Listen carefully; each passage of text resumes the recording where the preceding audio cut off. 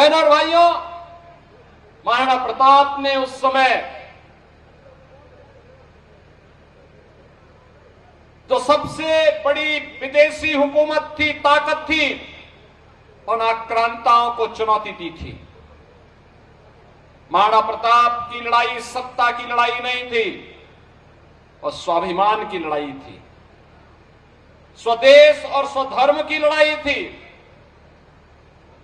उन्होंने कहा था उस समय भी कि सत्ता के लिए नहीं, अगर उन्हें केवल सत्ता ही प्यारी होती तो एक बार केवल अकबर ने तो उन्हें कहा था, एक बार केवल महाराणा लिख के ही दे दे कि हम दिल्ली के अधीन कार्य करेंगे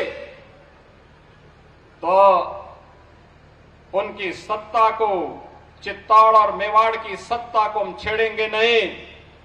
लेकिन महाराणा ने कहा नहीं, इसकी युद्ध के मैदान में इसका फैसला होगा। और बहनों और भाइयों, महाराणा प्रताप ने उस समय की जो सबसे बड़ी चुनौती थी उसका मुकाबला करते हुए अंततः अपने जीवन के कालखंड में वे सभी किले और दुर्ग अकबर से वापस लिए थे। अकबर को उस समय उन्होंने चुनौती देते हुए किस तरीके से मेवाड़ और चित्तौड़गढ़ के स्वाभिमान और सम्मान की रक्षा करते हुए स्वदेश और स्वधर्म के लिए उन्होंने कार्य किया था, आज भी भारत के इतिहास का स्वर्णाक्षर इससे भरा पड़ा है। महाराणा प्रताप ने तत्कालीन समाज को जोड़ा था। वहां के मीना, कोल, भील,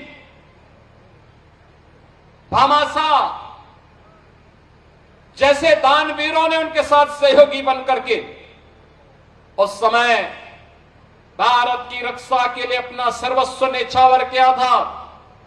और जिस देश में भामाशाह होंगे, जिस देश में महाराणा प्रताप जैसे स्वदेश और स्वधर्म पर सर्वस्व न्यौछावर करने वाले महावीर होंगे,